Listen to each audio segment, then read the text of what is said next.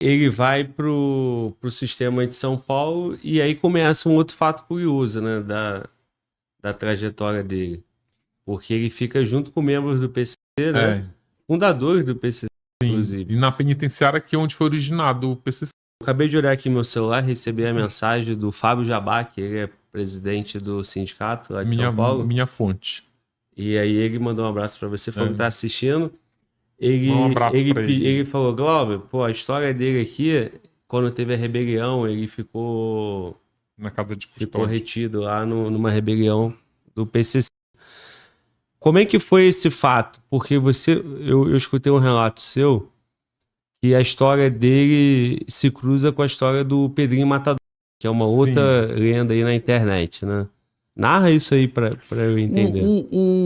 A casa de custódia de São Paulo a casa de custódia é onde é onde nasceu o PCC. Ele foi fundado ali e ele lá era um lugar onde ficavam os presos onde eles faziam tratamentos médicos também. Ficava ali muitos presos que eram considerados inimputáveis ou semi-inimputáveis, que precisavam fazer tratamento médico, eles colocavam ali. O maníaco do parque ele foi parar na casa de custódia por uma simples questão de logística. Primeiro que ele era um preso, ele era um estuprador em série, ele era muito visado pelo sistema carcerário, eles não perdoam autores de crimes sexuais. Na casa de custódia tinha uma galeria que estava vazia, que daria para colocar ele em segurança. E também, como ele já estava respondendo, estava no período de audiência de instrução, ele tinha que ficar indo muito para o tribunal para dar depoimento. Então a casa de custódia era considerada ali mais ou menos perto, dava para ter uma logística. Sim. Só que aí, na época que ele chegou lá, o PCC estava armando uma rebelião. E a rebelião do PCC, ela tem sempre uma pauta. Uma pauta, tipo, é visibilidade, não quero que fulano seja transferido, quero isso, quero aquilo, quero aquilo outro. E aí dentro dessa casa de custódia estava o Pedrinho Matador. O Pedrinho Matador, o Pedrinho Matador ele se dizia um justiceiro, né? O livro ele desmonta essa tese do Pedrinho Matador de que ele tinha matado mais de 100 pessoas, mais da metade dentro do sistema penal. Tudo mentira. Né? Ele responde oficialmente por 12 homicídios. E o que tem mais lá que engrossa a pena dele, que é de mais de 100 anos, é mais tentativa de homicídio, furto, roubo e envolvimento em rebelião. Que aquilo ali também vai dando um pouco de gordura para a pena dele. Mas tem várias matérias aí confirmando não, né? Trazendo essa manchete que ele matou mais de 100 pessoas. Isso em vários jornais e ele mesmo deu para participar em podcast, né? Então, mas, por exemplo, o primeiro que o processo de execução penal dele é onde tem um exame criminológico, os psicólogos dizem que ele é mitômano. Para quem não sabe, mitômano é quem mente de forma quanto mais, assim. A biógrafa dele, a Isa Toledo, que também foi psicanalista dele, também referendou que ele costumava mentir até como uma forma de proteção. Ele criou um personagem. Inclusive, ela me disse uma coisa super interessante, que quando a advogada dele conta essa história também, a Viviane, que era a advogada que fazia a execução penal dele. Quando ele era questionado sobre como os jornais publicavam que ele era um assassino em série, e aí ele confessou, inclusive para a psicanalista dele, que ele começou a inventar, porque quanto mais ele inventava, mais a mídia dava. E todas as matérias que foram publicadas dizendo que ele tinha matado mais de 100, a matéria não trazia a prova que ele tinha matado mais de 100. Porque se você me disser que você matou mais de 100 e eu tiver que publicar uma matéria dessa, eu vou atrás de 100 atestados de óbitos. Sim. Se tu matou 100, tem 100 inquéritos. Se tu matou 100, ele fala que matou metade dentro do sistema. Se tem um lugar onde a morte não passa em branco, é no sistema, porque são presos que estão custodiados pelo Estado. Então tem ali, sai dali um cadáver, sai um atestado de óbito, sai um novo inquérito. E aí as pessoas costumam dizer, não, mas é que ele assumiu muitas mortes. Então, se tu assumiu morte de alguém, não foi você que matou. Sim. E também o Pedrinho não era um preso estrelado para matar alguém e alguém ir lá assumir a morte dele. O Pedrinho Matador, ele era um preso da camada mais baixa da pirâmide social. Dentro de qualquer presídio tem presos que têm dinheiro. Inclusive, o Tremembé está cheio de pessoas com poder aquisitivo alto. Mas quando tu tem um preso de baixo poder aquisitivo, ele está na base da pirâmide. Ele não vai ter proteção, ninguém vai assumir as mortes dele. Só que aí ele conta que quanto mais ele contava para os jornalistas que ele tinha matado, mais as manchetes cresciam. E aí, como todo vaidoso, que ele também tem o atestado de narcisismo, porque os presos notórios vivem dessa imagem, e aí eles contam que ele crescia, que ele fazia aquela cara de matador, começou a tatuar o corpo dele todo. Mas, por exemplo, quando ele cruza com o maníaco do parque, isso, inclusive, é um relato do Josino, que é um jornalista do UOL que cobre PCC e crime organizado, que, inclusive, até conversei com ele para o livro. E também num podcast do UOL sobre casa de custódia tem esse relato, ou seja, esse relato não é exclusivo do meu livro. O Pedrinho Matador, como o maníaco estava na casa de custódia e estavam bolando já a rebelião do PCC. O Pedrinho, o maníaco do parque, quando ia para o banho de sol, como ele era um preso vulnerável, ele ia escoltado por policiais penais, por os homens aí do Jabá. Iam escoltados. Só que aí ele ficava escoltado no banho de sol. Num desses banhos de sol, o Pedrinho Matador estava fazendo o Cooper, estava correndo lá no pátio. Aí ele dá um jeito de passar perto do maníaco do parque e fala: cara, tu não vai durar um dia aqui dentro, eu vou te matar. E aí o maníaco do parque também, que é outro que já era um preso famoso, estava em todas as manchetes. Isso faz eles crescerem. Preso que aparece no Jornal Nacional, que estampa a primeira página de jornais, isso faz deles, naquele microcosmo ali, uma estrela do crime. Aí diz que o maníaco do parque, quando recebeu a ameaça do Pedrinho Matador, diz que ele puxou um catarro lá do pulmão, assim, deu uma cusparada na cara do Pedrinho Matador. Os policiais penais começaram a rir do Pedrinho Matador com a cuspida na cara. E aí ele falou: cara, os policiais falam pro maníaco: o cara não era pra ter feito isso, vai ter uma rebelião aqui e tu vai morrer. E aí começou a se espalhar dentro da casa de custódia que o Pedrinho Matador ia matar o maníaco do parque durante a rebelião organizada pelo Marcola. Aí o Marcola vai lá com o Pedrinho Matador, falou: cara, se você encostar um dedo nesse patinador, quem vai morrer é você. Porque o Marcola, cara, o Marcola é um visionário, né? Não à toa que ele organizou lá aquele quebra-quebra em São Paulo ali, que emprestou muito temor, né, pro PCC. Qual era o problema? O Marcola estava se lixando para a vida do maníaco do parque. Mas qual era o problema se o Pedrinho matasse o maníaco dentro da rebelião? Uma rebelião como aquela, o maníaco estava a caminho do banco dos réus. Ele era notícia diariamente na TV, porque ele estava já nas audiências de custódia, na audiência de instrução, a caminho do banco dos réus. Já estava, inclusive, fazendo cálculo de quanto ia ser a pena dele. Aí o Marcola falou: cara, se você matar o maníaco do parque aqui, em vez da manchete dos jornais ser a minha rebelião, as manchetes vão ser mataram a morte do outro. Ou seja, tem uma coisa que é muito... Vai roubar o protagonismo da... Vai roubar o protagonismo. Não, que eu lembrei do filme do... Não é a Cidade de Deus, é O Homem que Copiava. Não sei se você assistiu. Eu lembro. Um filme com Lázaro Ramos. É um filme antigo. Que aí eles vão explodir um prédio, um apartamento, vão causar uma explosão lá, que era para destruir umas provas.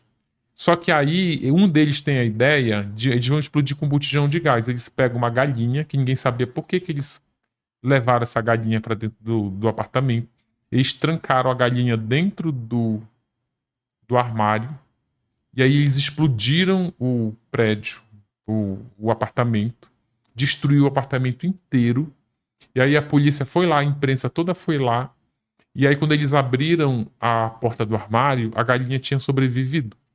E aí jornais no outro dia, qual era a manchete? A galinha. A galinha que sobreviveu, ou seja... O que a galinha tava fazendo aqui, né? A galinha que sobreviveu e cuida, é igual, é incrível, mas isso aconteceu recentemente nas enchentes do Rio Grande do Sul, onde aquele cavalo que estava no telhado O caramelo. rouba o caramelo, rouba toda a cena, protagoniza, e cadê o cavalo caramelo? O cavalo caramelo comeu, tá bem, como ele tá respirando, e tipo, era isso, o Marcola sacou lá atrás, tu vai roubar o protagonismo. Sim. Tipo, o Pedrinho Matador pensa no herói que se tornar o Pedrinho Matador que matou o criminoso mais odiado do país naquele momento.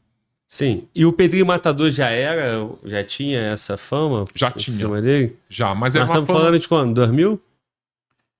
2001? Cara, ele começou, na verdade, nos anos 90 com Rebelião.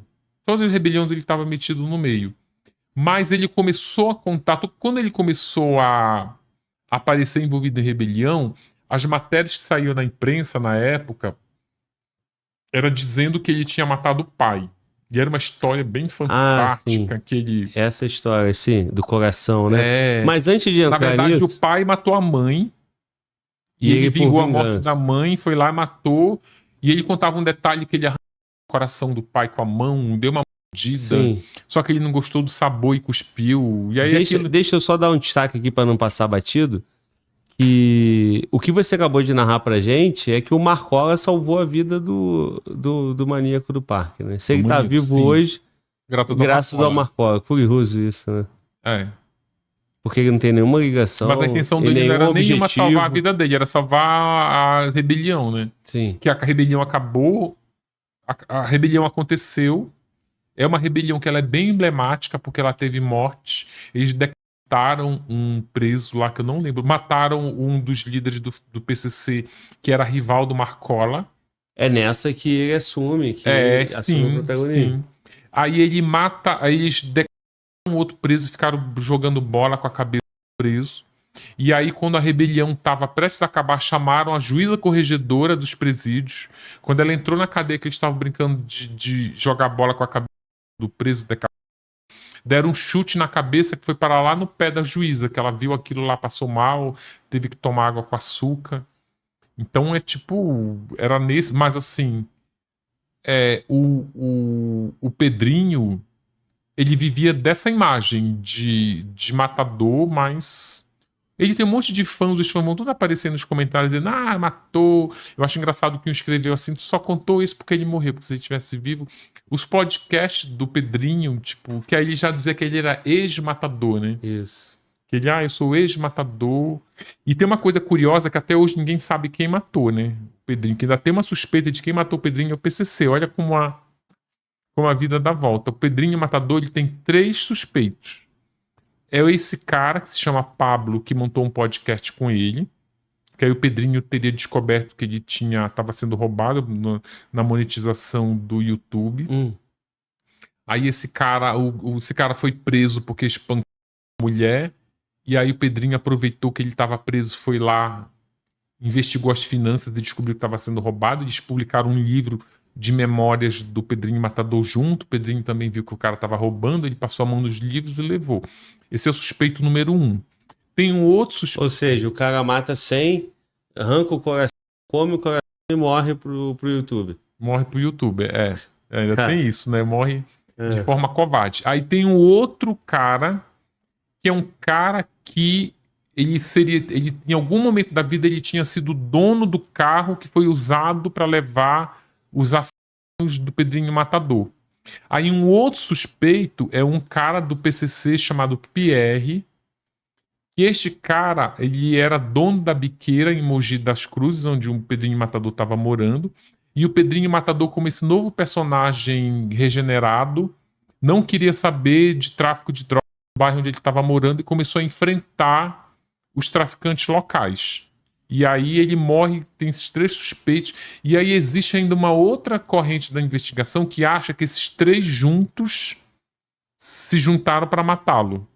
Que aí, que ainda é uma morte até curiosa, porque eles dão vários tiros, o corpo dele cai de bruço no chão, desce uma terceira pessoa que seria esse segundo suspeito, com uma máscara do Coringa, com uma faca de cozinha, tenta degollar o Pedrinho Matador, não consegue arrancar a cabeça dele.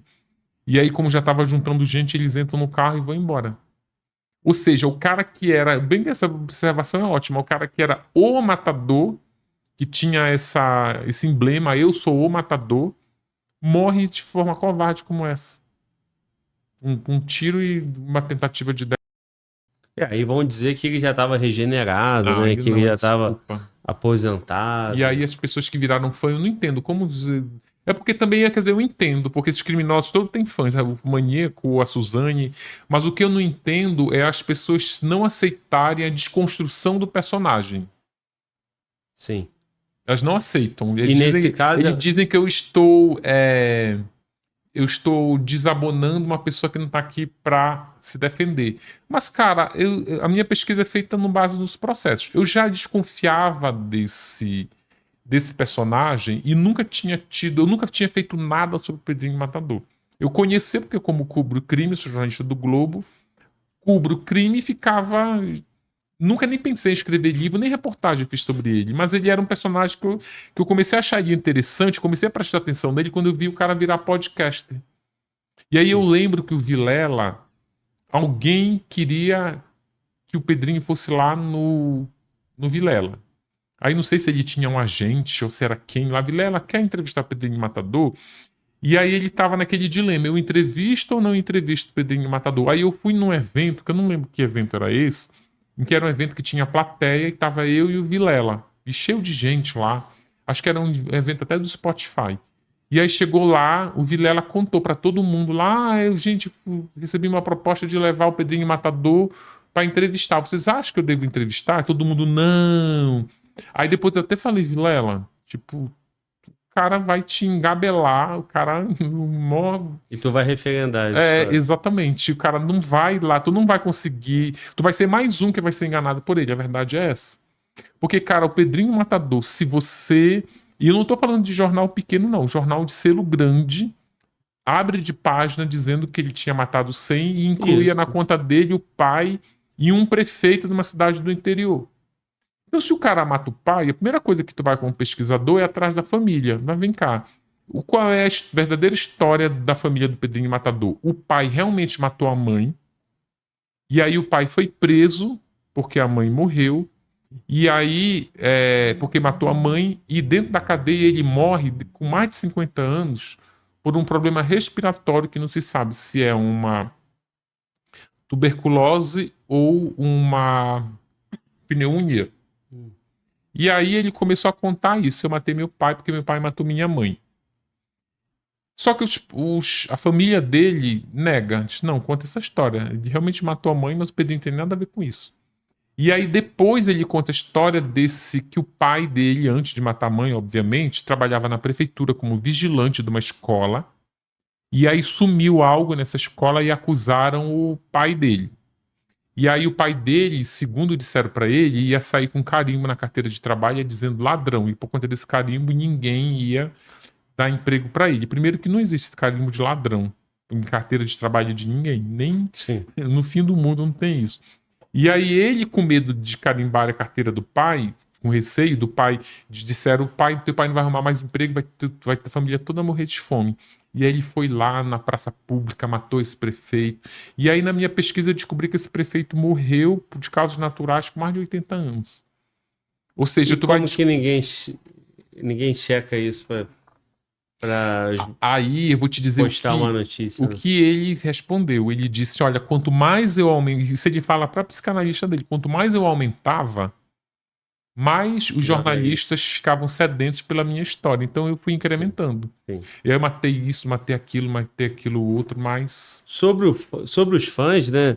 O que acontece é que as histórias, eu já vi vários comentários no YouTube, que aqui a gente navega aqui no YouTube, de gente falando, pô, Pedrinho Matador é foda porque ele era justo. As mortes dele, tudo tem um motivo, né? Tem uma justiça. Pô, o cara matou a mãe dele, né? Então não matou o pai. Mas porque o pai matou a mãe. Porque o pai matou a mãe. Entendeu? Então, tipo assim... Aí, tipo, palminha pra ele, né? Acho que quem é fã, né? Se é que pode dizer isso, né? Mas quem é fã, argumenta, né, essa defesa do Pedrinho Matador nesse sentido. Aí quando você vai ver, né, se essas histórias não têm fundamento, não tem nenhum tipo de lastro, né, isso, ele criava uma história que, da mesma forma que o Francisco Maníaco do Parque, é o que as pessoas querem ouvir, né? E no caso dele, quando ele encontra essas mortes, né? E ele encontra o maníaco do Parque, o Francisco de Assis, ele tem certeza que ele vai intimidar o cara. Sim. Só que ele encontra um perfil que nem ele também, né? Mentiroso, narcisista. Sim. E que era o cara do momento, né? E o cara tem uma ignorou história ele. Tem uma história que não tá no livro, porque eu não consegui checar aí pra minha lenda, que eles contam que um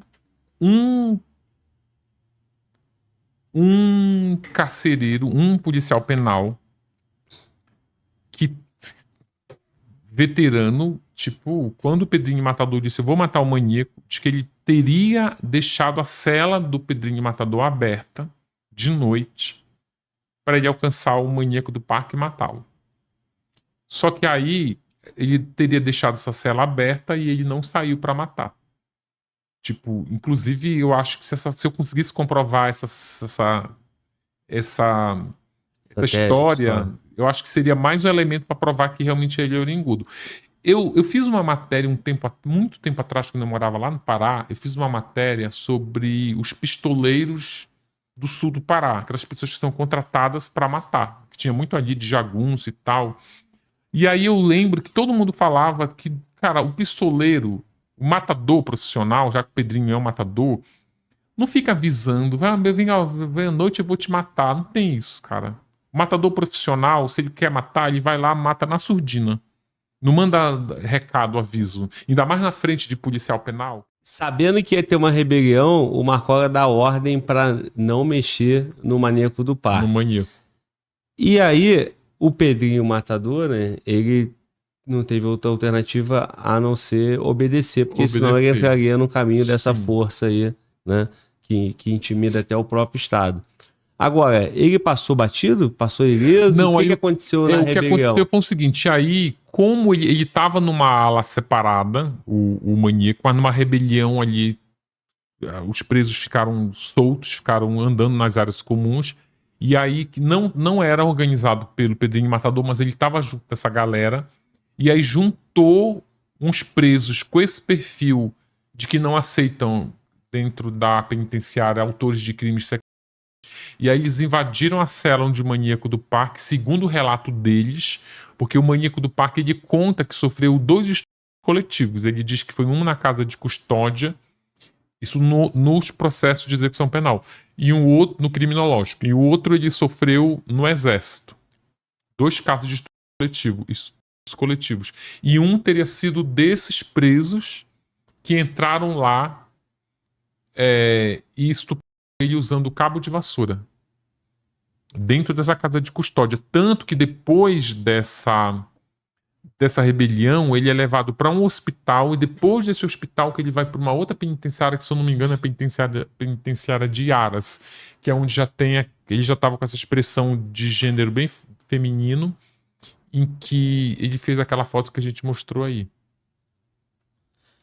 Cara, então os caras pegaram com cabo de vassoura essa história, cabo então, de vassoura. Não é só uma lenda, né, que dizem, tu vai pro presídio, ficar preso, os caras vão pegar e vão te usar o cabo de vassoura. Aconteceu com ele. Cara, aconteceu com ele e isso é mais comum do que a gente imagina. Sim. Isso é muito comum, esse negócio é por isso que... O que eles fazem em São Paulo? Em São Paulo eles tentam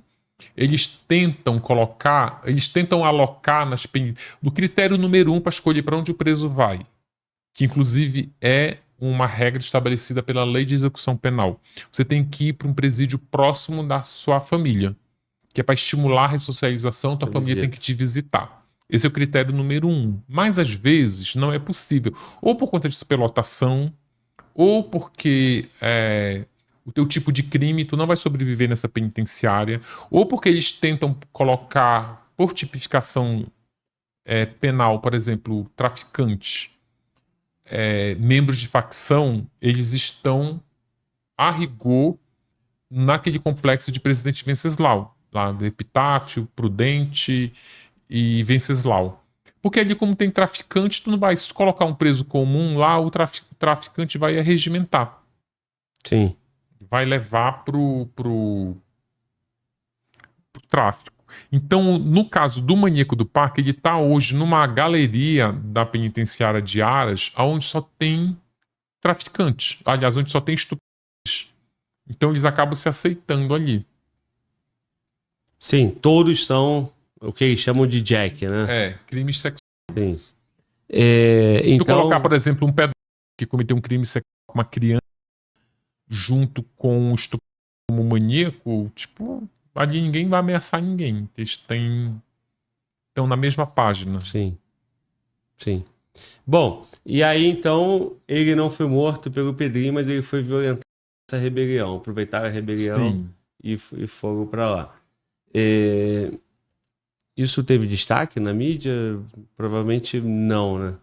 Não, isso tem registro no livro do Josino, se eu não me engano, mas eu acho que isso já saiu, não é? Sim. Eu só comprovei no exame. É porque isso foi 2000, né? Esse caso da rebelião foi ano 2000, né? Estamos em 2024 já.